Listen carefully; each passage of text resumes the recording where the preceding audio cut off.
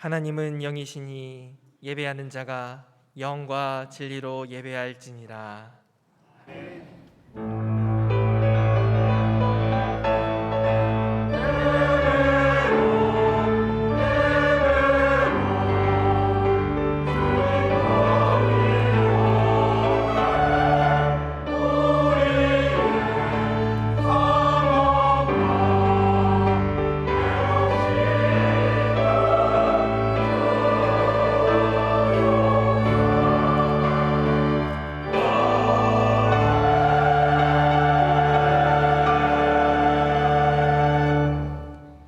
아버지 하나님, 감사합니다.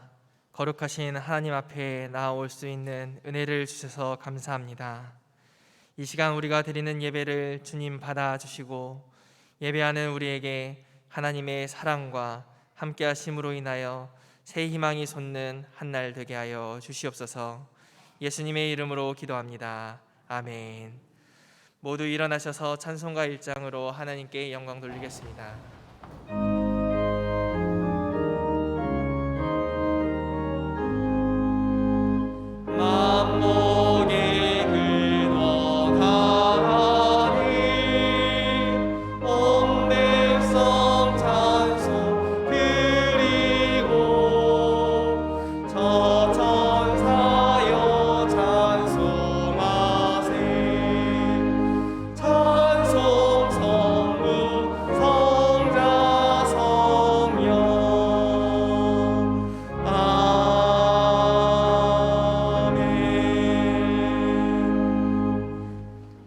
같이 성시교독을 하시겠습니다. 여호와께서 집을 세우지 아니하시면 세우는 자의 수고가 헛되며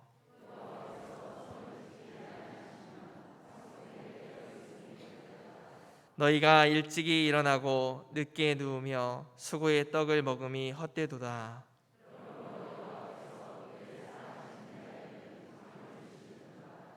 보라, 자식들은 여호와의 기업이요 태의 열매는 그의 상급이로다.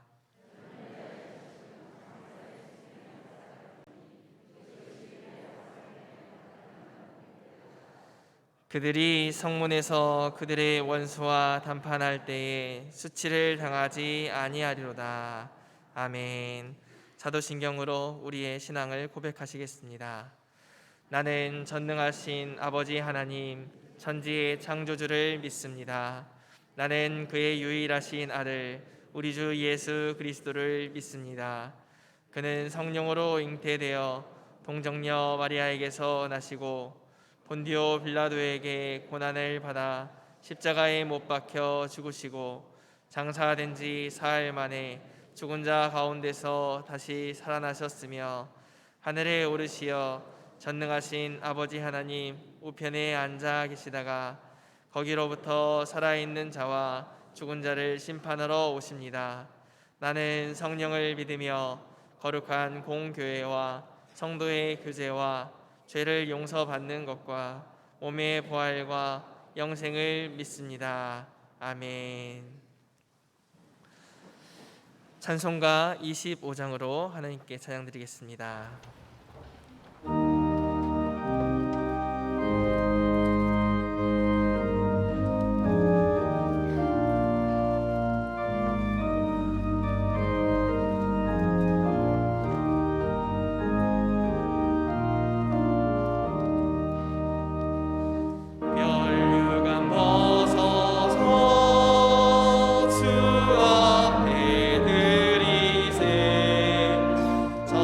천사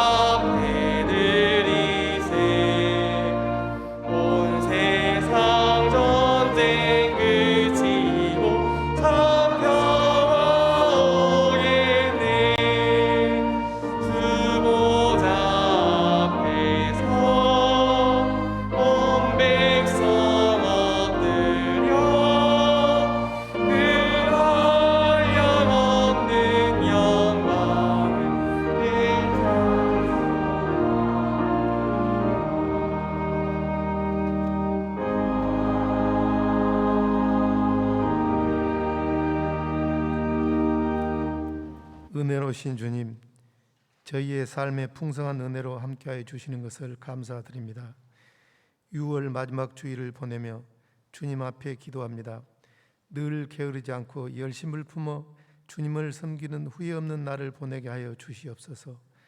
오늘도 저희의 마음속에 변함없는 주의 사랑을 경험하게 하시며 이 감격을 간직하고 신령과 진정으로 예배드리게 하시옵소서.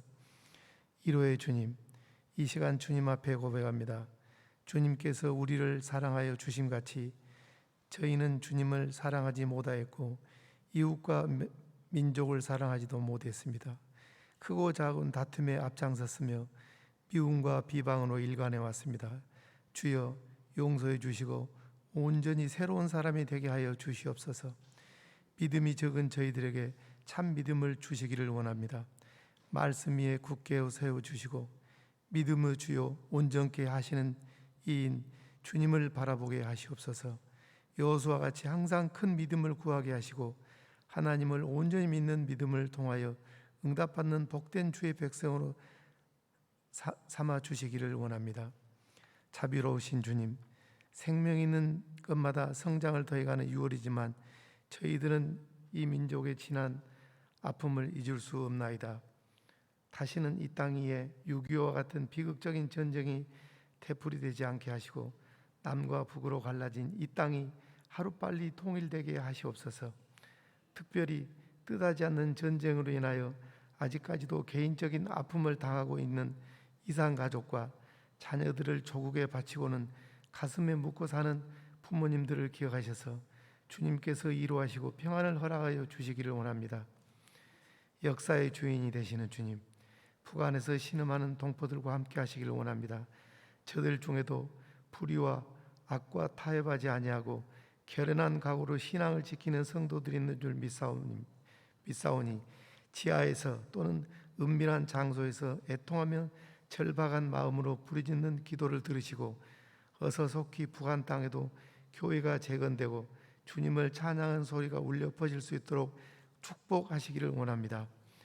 주님의 몸된 교회도 이 땅에 주님이 허락하신 진정한 평화가 있기까지 절박한 심정으로 부르짖게 하시고 복음의 빚진 자로서 사명을 게을리하지 않는 교회가 되게 하옵시고 이 땅과 이 백성을 복음화시키기까지 증인으로서 사명을 잘 감당할 수 있는 교회가 되게 하여 주시옵소서. 오늘 또 말씀을 전하시는 목사님께 성령의 능력으로 함께 하셔서 선포되는 말씀마다 성령 충만, 은혜 충만한 말씀이 되게 하시며 그 말씀을 듣는 저희의 심령이 뜨거워져서 주님을 사랑하지 않고는 견딜 수 없는 마음이 되도록 역사하시옵소서. 오늘 또 예배를 돕는 모든 이원들도 성령으로 붙들어 주시옵소서.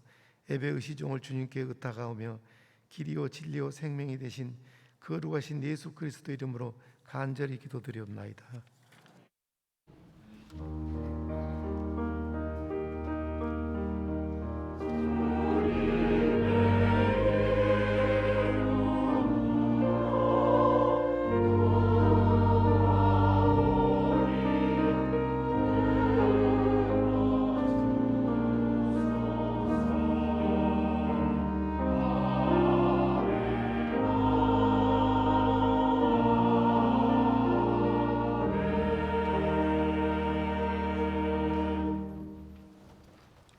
오늘 우리에게 주시는 하나님의 말씀은 시편 82편 1절에서 8절까지의 말씀입니다.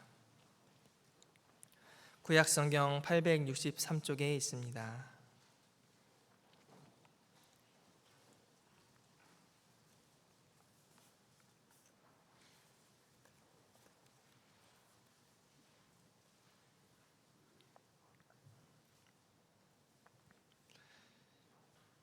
하나님은 신들의 모임 가운데에 서시며 하나님은 그들 가운데에서 재판하시느니라. 너희가 불공평한 판단을 하며 악인의 낫 보기를 언제까지 하려느냐. 가난한 자와 고아를 위하여 판단하며 곤란한 자와 빈궁한 자에게 공의를 베풀지며 가난한 자와 궁핍한 자를 구원하여 악인들의 손에서 건질지니라 하시는도다. 그들은 알지도 못하고 깨닫지도 못하여 흑암 중에 왕래하니 땅의 모든 터가 흔들리도다. 내가 말하기를 너희는 신들이며 다 지존자의 아들들이라 하였으나 그러나 너희는 사람처럼 죽으며 고간에 하나같이 넘어지리로다. 하나님이여 일어나사 세상을 심판하소서. 모든 나라가 주의 소유이기 때문이니이다. 아멘. 하나님께서 이 말씀을 통하여 우리에게 은혜 주시기를 원합니다.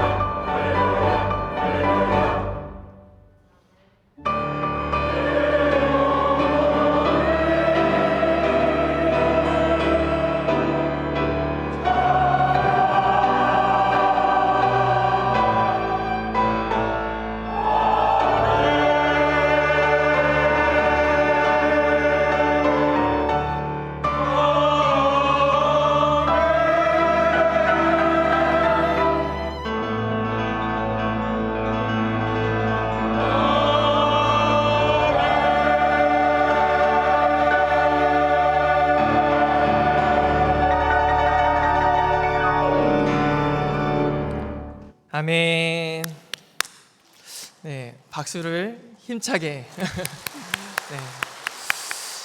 이 찬양은 하나님이 또 귀히 받으신 줄 믿습니다. 잠깐 기도하겠습니다.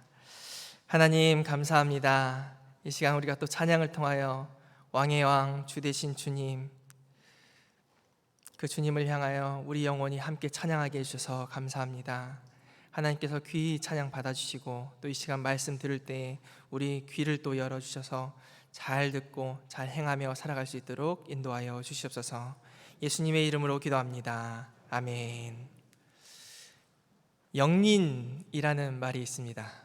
여러분 들어보신 분도 있을지 모릅니다. 영화에도 제목에 영린이라는 영화가 있었습니다.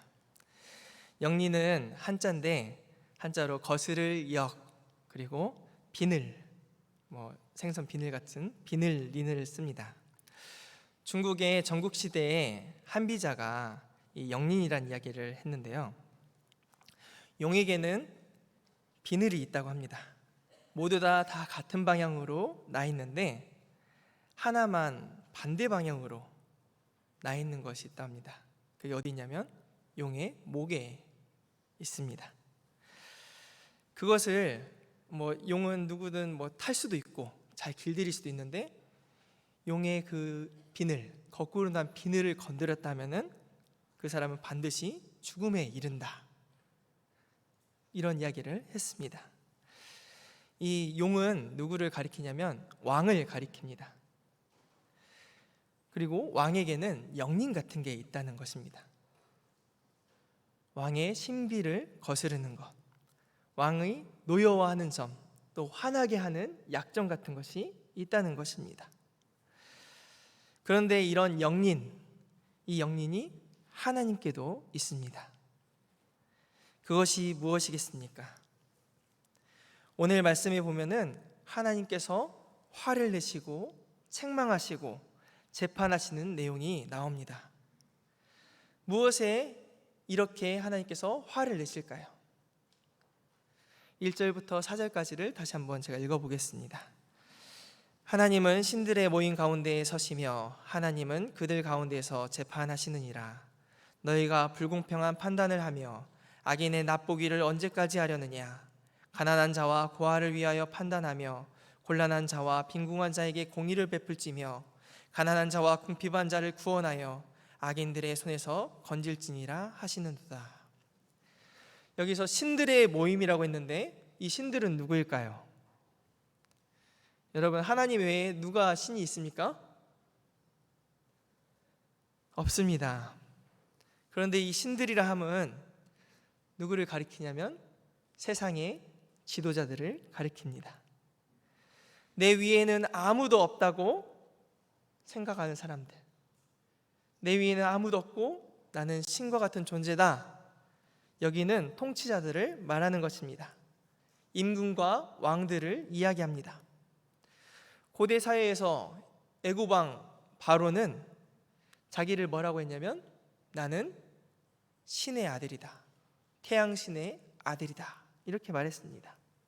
그리고 많은 왕들은, 최고 권력자들은 자기를 신이라고 지칭을 했습니다. 6절을 보면은 내가 말하기를 너희는 신들이며 다 지존자의 아들들이라 하였으나 그러나 너희는 사람처럼 죽으며 고관에 하나같이 넘어지리로다. 이 신들이 정말 신이에요? 아니죠. 자기 스스로 신이라 하는 자들, 지존자의 아들들이라 하는 자들이 누구입니까? 바로 사람이라는 것입니다. 왕이지만 이 이 왕은 신입니까? 신이 아닙니다. 그런데 신과 같은 무소불위의 권력을 쥐고 있고 위에는 아무것도 없을 것 같은 그 사람들을 향하여서 하나님은 너희는 사람이라 이렇게 말씀합니다.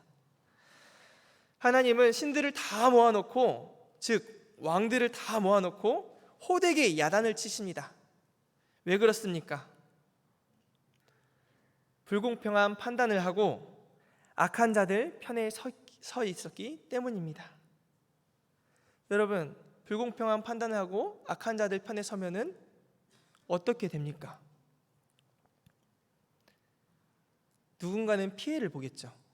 그 피해는 고스란히 가난한 자와 고아, 곤란한 자와 빈궁한 자, 궁핍한 자들이 피해를 보게 된 것입니다.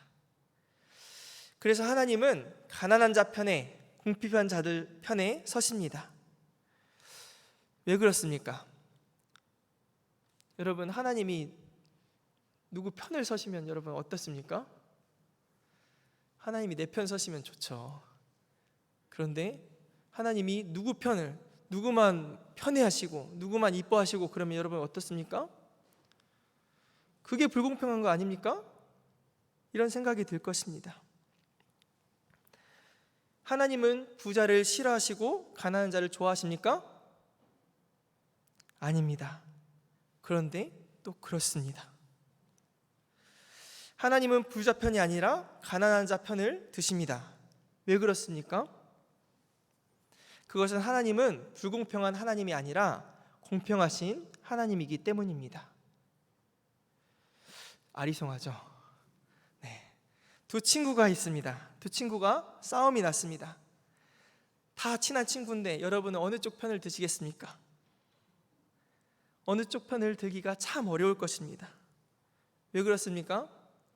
내가 편을 들면은 힘이 기울기 때문입니다. 저에게는 누나가 있고 여동생이 있습니다.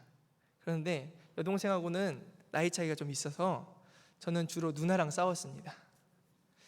누나랑 열심히 싸우다 보면은 이기는 쪽이 있었습니다. 누가 이겼냐면 동생이 편드는 쪽. 그래서 저희가 막 싸우다가 동생한테, 여동생에게 넌 어떻게 생각해? 하면은 얘가 곤란하죠. 그러다가 누나 편을 듭니다. 그러면 누나가 이기는 것입니다. 그러면 저는 야, 누가 누나 편 들래? 하면서 호되게 또 야단을 쳤습니다. 이 동생이 편을 드는 쪽에 힘이 기우는 것이죠. 그런데 괜히 여러분 또 편을 들었다가 싸움이 커지는 경우가 있지 않습니까? 그래서 어떤 분들은 나는 아무 편도 들지 않을래, 이런 지혜를 발휘하기도 합니다. 나는 공평하게 아무 편도 안 들 거야, 너희 둘 싸우지 마, 이런 분도 있을지 모릅니다. 그런데 하나님은 부자와 가난한 자가 있다면은 가난한 자 편에 서십니다. 왜 그렇습니까? 하나님께서는 의지할 것이 하나도 없는 사람들에게 의지가 되어주시고 힘이 되어주시고자 이들 편에 서시는 것입니다. 가난한 자와 부한 자가 재판을 했습니다. 어떻게 되겠습니까, 여러분? 공정한 재판관이라면 시시비비를 잘 가려서 같은 잣대로 판단을 해야 할 것입니다. 그렇게 해야 하는 것이 당연한 일인데 그러지 않을 때가 많이 있습니다.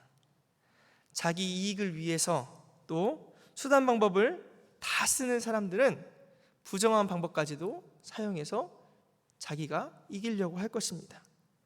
뇌물도 줄 것이고요, 출세도 약속할 것이고, 뒤도 봐주고, 그러면은 이 재판관의 판단이 흐려집니다. 전도서 7장 7절에 보면은 이렇게 말합니다. 탐욕이 지혜자를 우매하게 하고 뇌물이 사람의 명철을 망하게 하느니라. 결국 재판장은, 이 뇌물을 받은 재판장은 어떻게 됩니까? 악인의 낯을 봐주게 됩니다. 악인이 분명히 잘못했는데도 불구하고 악인을 두둔하게 됩니다. 그렇게 되면은 돈이 없고 빽이 없는 사람들, 그런 사람들은 억울한 일을 당할 수밖에 없습니다. 세상에 유전무죄, 무전유죄라는 말이 있었습니다. 여러분, 이게 옛말입니까? 지금은 전혀 이 말이 통하지 않는 세상입니까? 네. 통하지 않는 세상이면은 김영란법이 없어져야 되는 거예요. 네. 지금도 여전히 통하고 있는 세상입니다. 어떤 이는 아무리 많은 돈을 횡령해도 권력을 가지고 있다면 사면받고 나오기도 하고, 또 죄질이 훨씬 낮은 사람인데도 불구하고 억울하게 그 사람보다도 오랜 세월 옥살이하는 경우도 있지 않습니까? 옛날에도 그랬습니다. 그런데 하나님은 이것을 정말로 싫어하십니다. 이것이 바로 하나님의 영린입니다. 정의로운 하나님을 화나게 하는 일입니다. 하나님은 이렇게 불의한 일에 화를 내십니다. 왜 그렇습니까? 하나님께는 한 사람 한 사람이 다 귀하기 때문입니다. 하나님께는 모든 사람이 다 하나님은 사랑하시는 자들이기 때문입니다. 하나님은 처음부터 어떤 자를 가난한 자로 만드시고 어떤 사람을 부자로 만드시지 않으셨습니다. 하나님께서는 한 사람 한 사람 다 귀한 존재로 보십니다. 그런데 돈이 있고 권력이 있고 무언가를 쥐고 있고 뭔가를 가진 사람들이 자신과 똑같은 존재인 하나님의 피조물, 하나님의 걸작품, 사람을 가난하다고, 궁핍하다고, 못났다고 업신여긴다? 하나님은 그 꼴을 보지 못하십니다. 그런데 여러분, 우리도 이렇게 사람들을 업신여기지는 않습니까? 역사상에 보면은 교회에서도 이런 일이 있었던가 봅니다.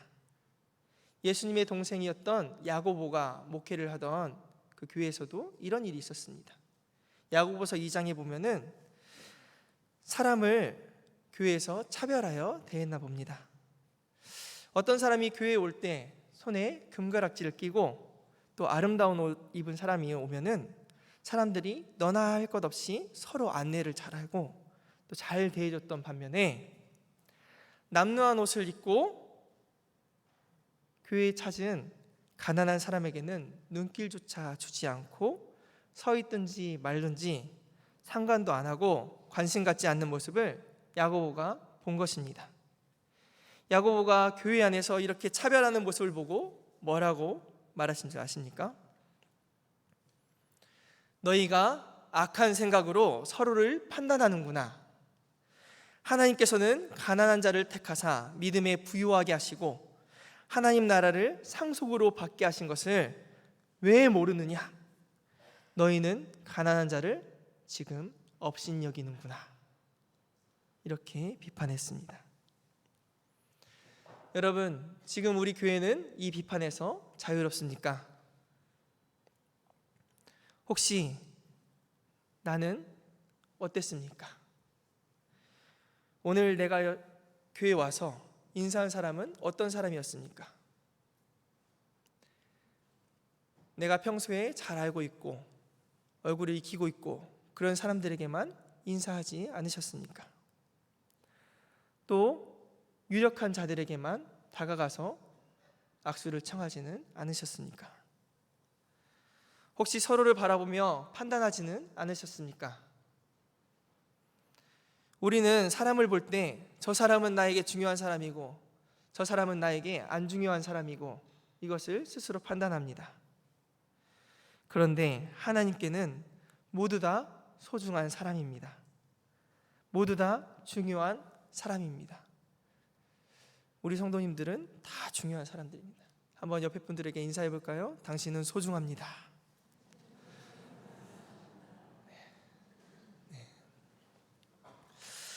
하나님은 우리 각 사람을 소중한 하나님의 형상으로 다 지으셨습니다. 신분의 귀천이 있습니까? 없습니다. 그런데 법을 집행하는 입장에서 귀천을 따진다면 어떤 일이 일어나겠습니까? 높은 위치에 있다고 판단을 유보하고 또 판결을 굽게 하고 고위공직자라고 수사도 안 하고 처벌도 안 하고 힘없는 사람만 법의 대상자에 오르게 되면 어떻게 됩니까? 5절 말씀에선 이렇게 말합니다. 땅의 모든 터가 흔들리게 될 것이다. 땅의 모든 터가 흔들리게 될 것이랍니다. 여러분이 앉아있는 의자가 지금 흔들리고 있다고 생각해 보십시오. 여러분이 딛고 있는 땅이 지금 꺼진다고 생각해 보십시오. 그래서 공정이라는 것이 필요합니다. 공정이 사라진 세상을 5절에서는 흑암 중에 왕래하니 어두운 가운데 여전히 너희가 살고 있다, 이렇게 비판을 하는 것입니다. 그래서 하나님은 법을 주셨습니다. 율법을 주셨고요, 그 가운데 십계명을 주셨습니다. 하나님의 계명은 서로를 위하는 법입니다. 약한 자를 위한 법입니다. 출애굽기 21장의 24절에 보면은 눈은 눈으로, 이는 이로 라는 법이 있습니다. 부잣집 아이와 가난한 집 아이가 싸움을 했습니다. 그런데 가난한 집 아이가 때린 주먹에 부잣집 아이 눈탱이가 밤탱이가 됐습니다. 여러분이 부잣집 그 아이의 아버지 부자라면은 어떻게 하시겠습니까? 아니, 내 새끼를 그렇게 만들어? 그놈 다리 뭉둥이를 확 그냥 분질러 버려야지, 이런 마음이 들지 않겠습니까? 그런데 하나님은 보복이 커질까 봐 눈에는 눈탱이 밤탱이는 밤탱이로 만드는 거, 딱 거기까지만 허용하신 것입니다. 그런데 반대로 가난한 집 아이가 밤탱이가 되어갖고 온 것입니다. 여러분이 그 부모라면 어떻게 하시겠습니까? 그놈 누구야? 그놈의 다리를 분질러 버려야지, 이러시겠습니까? 부잣집 아이를 뭐 하다 그랬냐? 왜 그렇게 맞을지했냐? 네가 잘못했냐? 반응이 달라질 것입니다. 이게 뭡니까? 힘의 논리입니다. 힘의 논리. 힘 있는 자는 어떻게든 자기 힘을 사용하려고 하고, 힘 없는 자는 힘의 논리에 굴복하는 것이 이 세상의 이치입니다. 그래서 하나님은 법을 주셨습니다. 그리고 법은 올바르게 집행이 되어야 합니다. 가진 자나 못 가진 자나 매 한 가지로 법 아래 평등하기를 하나님은 원하셨습니다. 그런데 그 법을 가진 자가, 법을 집행하는 자가 자기 원하는 대로 집행을 하면은 어떻게 된다는 것입니까? 어둠 가운데 행하는 것이고 딛고 있는 땅이 흔들리는 것입니다. 기초가 흔들리고 땅의 모든 터가 흔들리면은 어떻게 됩니까? 돈 있고 빽 있고 연줄이 있으면은 나쁜 짓 해도 되겠네, 이것이 바로 땅을 흔드는 것입니다. 땅이 흔들리면 어떻게 발을 딛고 살며 어떻게 집을 짓고 맘 편히 살 수 있겠습니까? 그래서 하나님께서는 이 법을 잘 지킬 수 있도록 세우신 사람들이 있습니다. 그게 오늘 말씀에서는 신들이라 표현하였고, 그게 바로 왕입니다. 성경에서 보면 처음에 하나님은 이스라엘의 왕이 서는 것을 원하지 않으셨습니다. 사무엘에게 왕을 요구하는 이스라엘 백성들을 향하여서 하나님은 사무엘에게 이렇게 말씀하십니다. 저들이 너를 버린 것이 아니라 나를 버려 내가 왕이 되는 것을 저들이 원치 않는구나. 하나님께서 왕으로 다스리고자 하셨지만 백성들은 인간 왕을 원했습니다. 그런데 하나님은 거기서 한 발 물러서서 왕을 세우십니다. 그 말씀이 어제까지 우리가 보았던 사무엘상, 새벽 예배 때 보았던 큐티하는 사무엘상 말씀입니다. 하나님께서는 왕을 세우십니다. 백성 중에 한 사람을 왕으로 택하셨습니다. 왕을 하나님의 대리자로 세우셨습니다.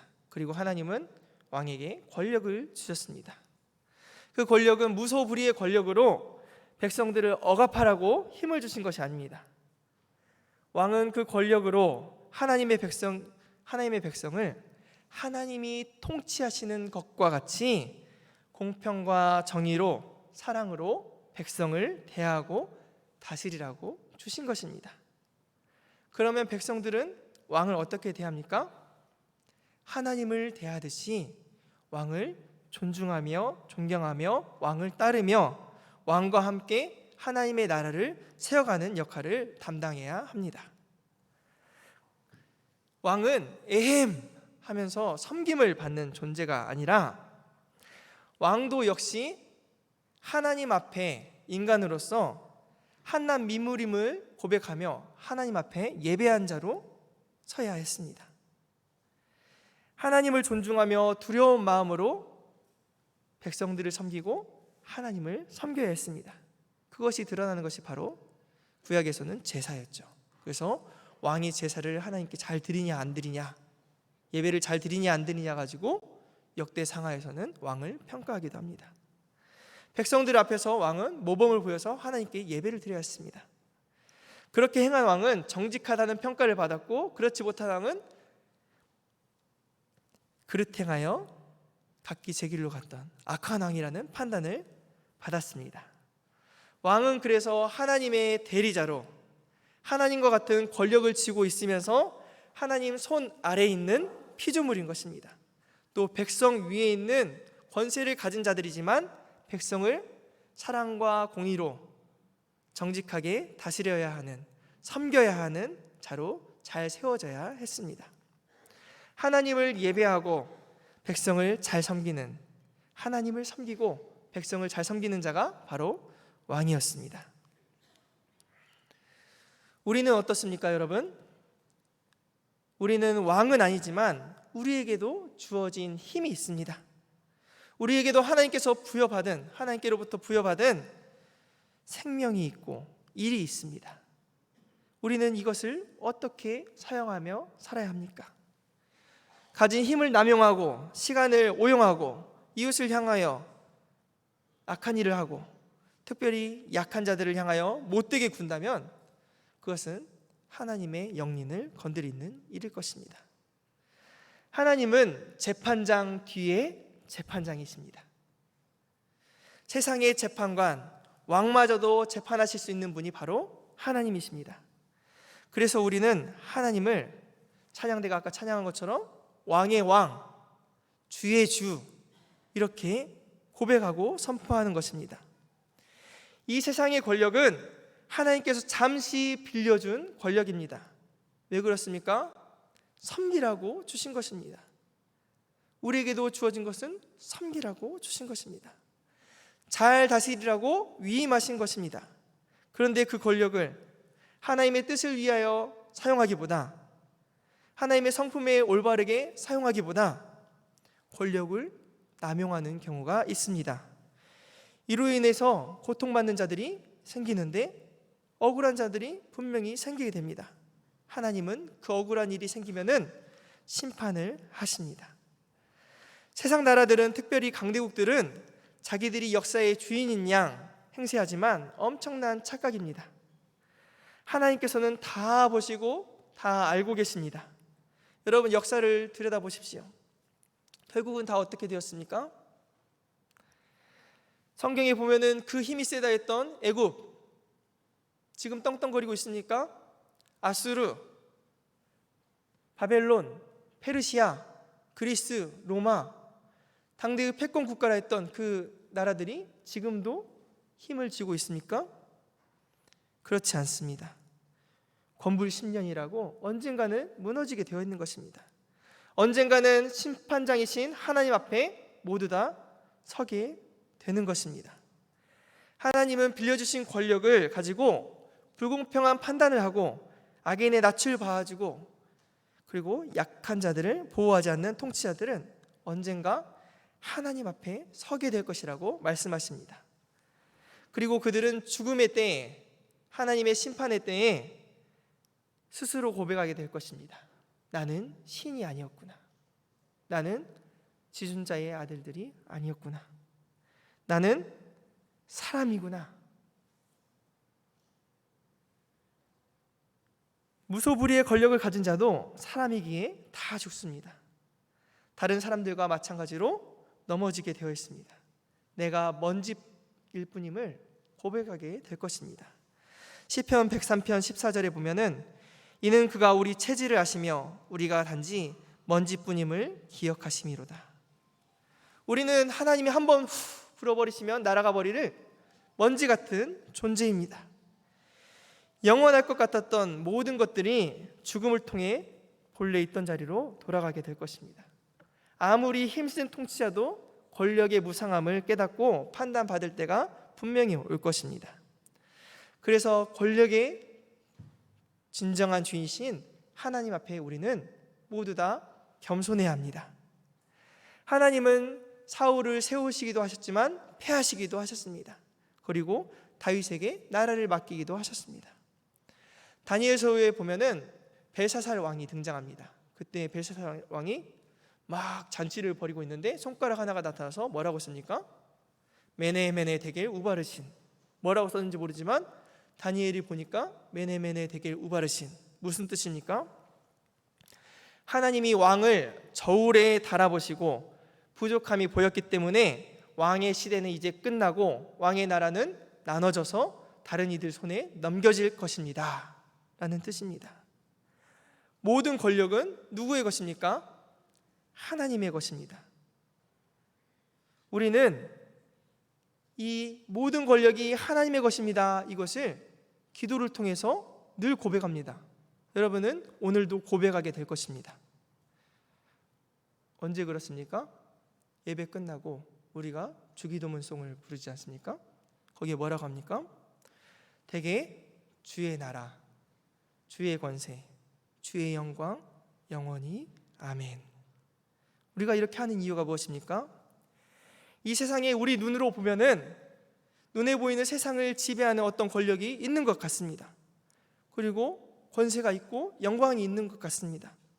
하지만 어떤 권력자가 지배하고 어떤 권세자가 어떤 힘 있는 나라, 패권국이 세계를 경영하는 것 같지만 이 세상을 경영하는 것은 하나님께 속해 있기 때문에 우리는 세상 모든 주권이 하나님께 달려 있습니다. 이것을 주기도문을 통해서 고백하는 것입니다.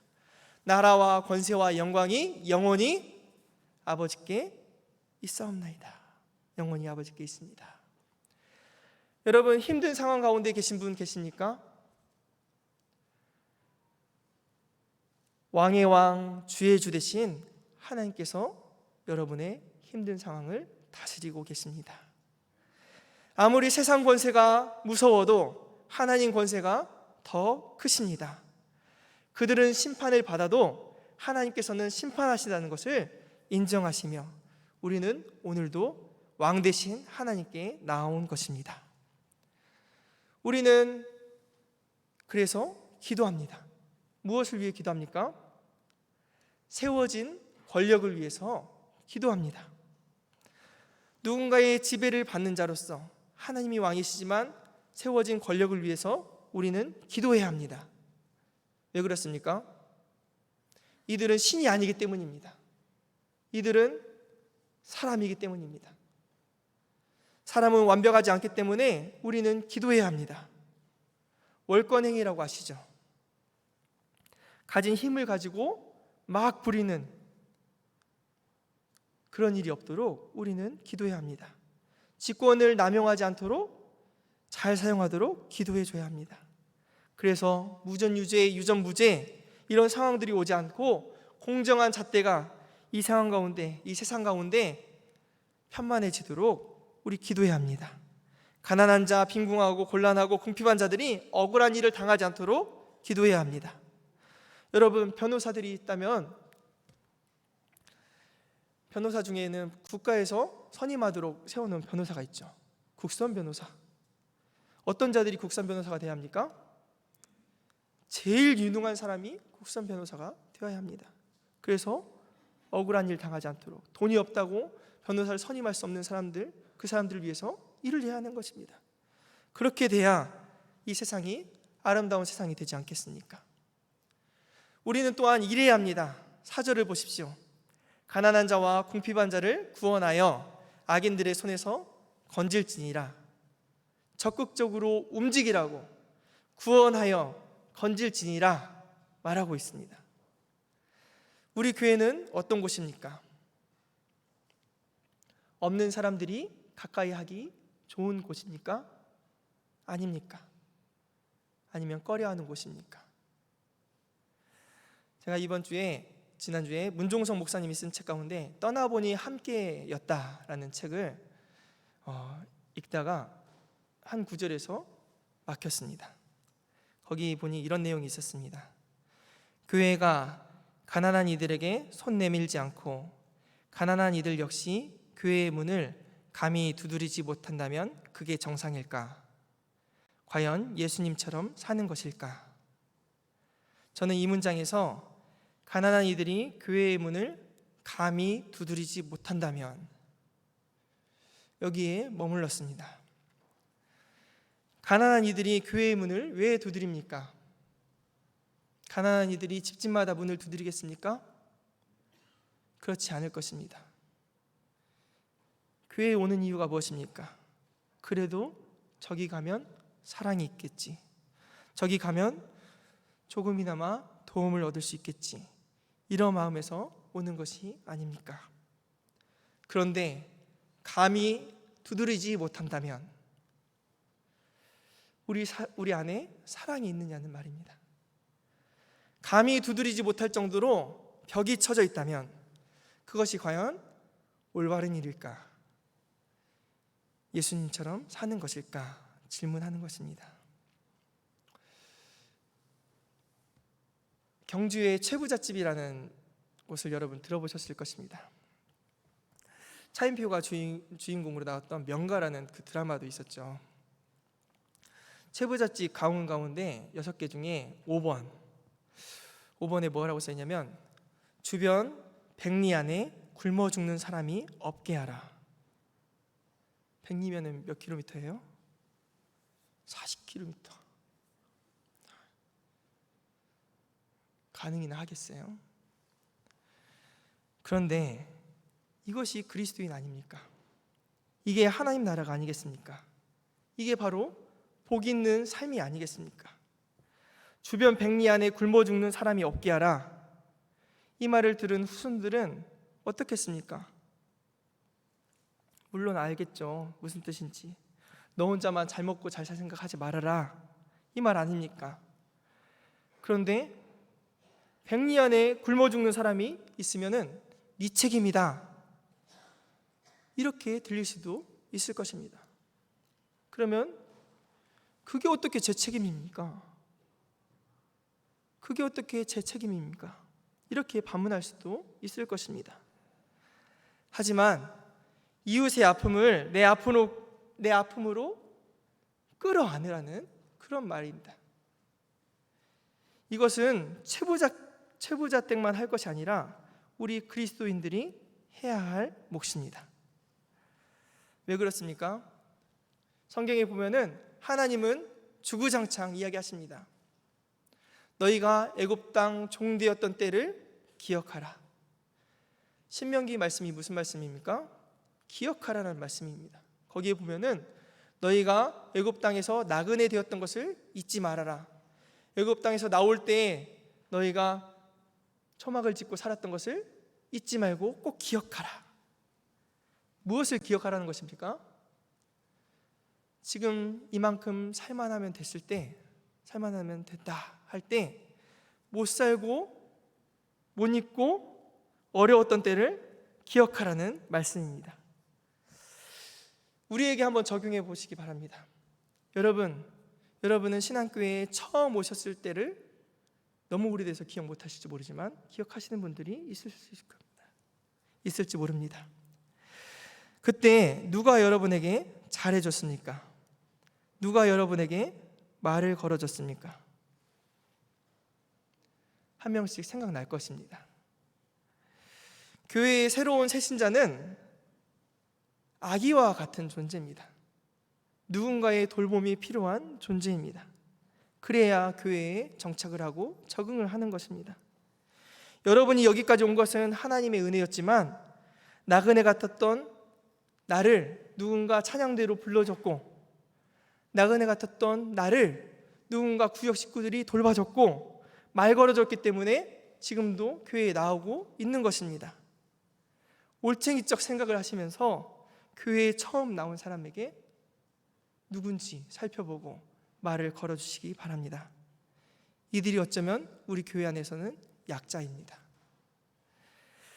말씀을 맺겠습니다. 하나님은 누구보다도 연약한 자들을 사랑하시며 우리로 하나님 나라의 일원이 되어 그 약한 자들을 돌아보며 사람을 귀하게 여기며 정의롭게 공의롭게 살아가기를 원하십니다. 저와 여러분들이 그런 자들 되시기 바랍니다. 기도하겠습니다. 아버지 하나님, 왕의 왕 주의 주 되신 하나님을 찬양합니다.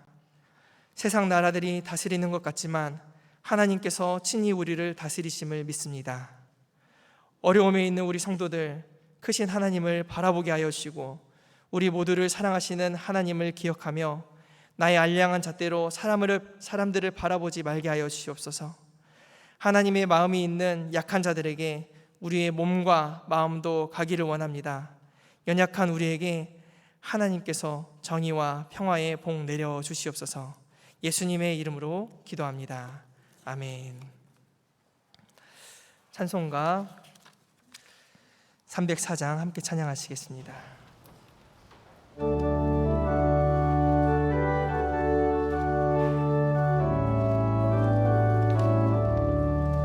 그 크신 하나님의 사랑 말로 다 형용 못하네. 저 높고 높은 별을 넘어 이 낮고 낮은 땅 위에 죄범한 영혼 구하려 그 아들 보내사 화목제물 삼으시고 죄 용서하셨네. 하나님 그 사랑을 증량다 못하네. 영원히 변치 않는 사랑 성도여 찬양하세. 외로운 시절 지나가고 땅 위에 영화세할 때 주 믿지 않던 영혼들은 큰 소리 외쳐 울어도 주 믿는 성도들에게 큰 사랑 베푸사 우리의 죄 사했으니 그 은혜 잊을까. 하나님 크신 사랑을 증량다 못하네. 영원히 변치 않는 사랑 성도여 찬양하세. 하늘을 두루마리 삼고 바다를 먹물 삼아도 한없는 하나님의 사랑 다 기록할 수 없겠네. 하나님의 크신 사랑 그 어찌 닿았을까. 저 하늘 높이 쌓아도 채우지 못하리. 하나님 크신 사랑은 증량다 못하네. 영원히 변치 않는 사랑 성도여 찬양하세.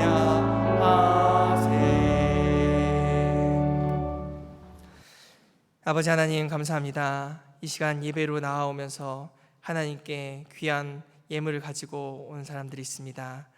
주일 헌금으로 10의 1조로 감사 헌금으로 성경 헌금으로 비전 헌금으로 생일 헌금으로 전도 헌금으로 건강하여서 또 범사에 감사하여서 목적을 가지고 드린 손길들 있습니다. 하나님 이 예물 위에 주님께서 복 내려주시고 인도하여 주시고 또 하나님께서 귀한 예물 받아주셔서 하나님 나라와 하나님 영광을 위하여 귀하게 사용되어질 수 있도록 역사하여 주시옵소서. 드리는 손길 위에 하나님께서 복 내려주셔서 하늘의 신령한 복으로 땅의 기름진 복으로 채워주시고 또 형편이 어려운 많은 성도들이 있습니다. 주님께서 그 형편들 주님께서 채워주셔서 넘치도록 채우시는 주님의 은혜를 맛볼 수 있도록 하나님 역사하여 주시옵소서. 감사드리며 예수님의 이름으로 기도드립니다. 아멘. 이 시간 교회 소식을 나누도록 하겠습니다. 초하루 기도회가 7월 1일 새벽 5시에 예배당에서 있습니다. 2022년 상반기 재정감사가 내일과 모레 제3회의실에서 있습니다. 또 극동방송과 함께하는 비대면 프로젝트 전화전도 전문가 양성과정을 진행합니다. 그것을 위해서 모집을 하고 있으니 여러분 참여해 주시기 바랍니다. 지금 정준 유임 목사님은 미국에 계십니다. 장례 광고가 있습니다. 7교구 707구역 서수태 집사님의 모친 되시고 백선희 권사님의 시모 되시는 고 백응순 권사님의 조문회식이 오늘 오후 3시에 고호전 장례식장 402호실에서 있습니다. 교회에서 출발은 오후 2시 50분에 합니다. 해당 부서는 이경조 2팀 707구역 권사의 이여전도의 시온 찬양대입니다. 성도님들의 많은 위로와 기도 부탁드립니다. 또 입관예식 광고입니다. 6교구 603구역 박홍순 집사님의 남편 되시는 정철호 집사님의 입관예식이 오늘 오후 1시 30분 구호전 장례식장 301호실에서 있습니다. 교회에서는 오후 1시 20분에 출발합니다. 해당 부서는 일경조 2팀 603구역 1남성교회 1여전도회입니다. 성도님들의 많은 위로와 기도 부탁드립니다. 이 시간 다 같이 일어나셔서 주기도문으로 예배를 마치도록 하겠습니다.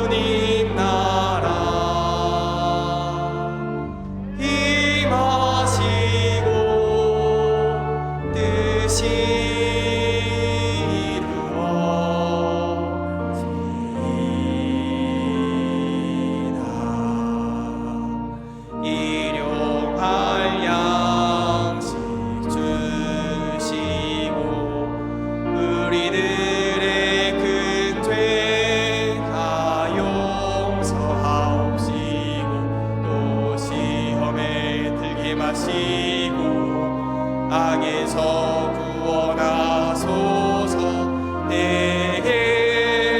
주의 나라 주의 권세 주의 영광 영원히